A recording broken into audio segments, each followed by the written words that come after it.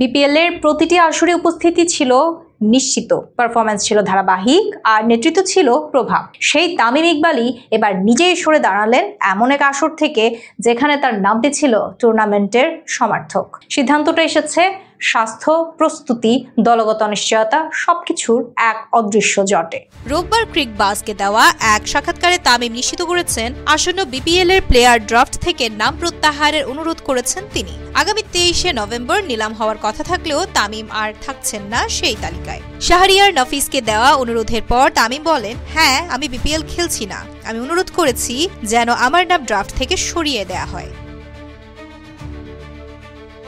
2012 সালে বিপিএল এর জন্মলগ্ন থেকে পর্যন্ত প্রতিটি আসরে খেলেছেন তামিম। ব্যাট হাতে ধারাবাহিকতার পাশাপাশি ফ্র্যাঞ্চাইজি ক্রিকেটে নিজের নেতৃত্ব গুণও প্রমাণ করেছেন বারবার। শুধু তাই নয়, ফরচুন বরিশালের টানা 2 শিরোপা জয়ের পেছনে অন্যতম স্থপতি ছিলেন তিনি। এই টুর্নামেন্টের ইতিহাসে শীর্ষ পারফর্মারদের একজন তিনি। তবে এবার তার সরে দাঁড়ানোটা খুব অপ্রত্যাশিত নয়। প্রথমত গত বছরের মার্চ 2024-এ হৃদরোগজনিত ঘটনায় মাঠ থেকে দূরে চলে যাওয়া তার ক্যারিয়ারকে নতুন রুটিনে বেঁধে দিয়েছে।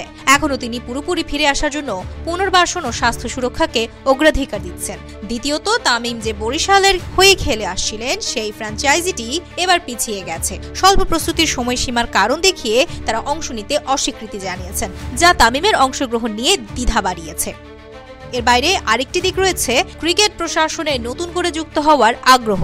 বিসিবি নির্বাচনে অংশগ্রহণের উদ্যোগ নিয়ে পরে সরে দাঁড়িয়েছিলেন তিনি, কারণ হিসেবে উল্লেখ করেছিলেন সরকারি হস্তক্ষেপের অভিযোগ। ফলে বোঝা যায় তামিমের চিন্তাভাবনা এখন মাঠের বাইরে আরও বিস্তৃত।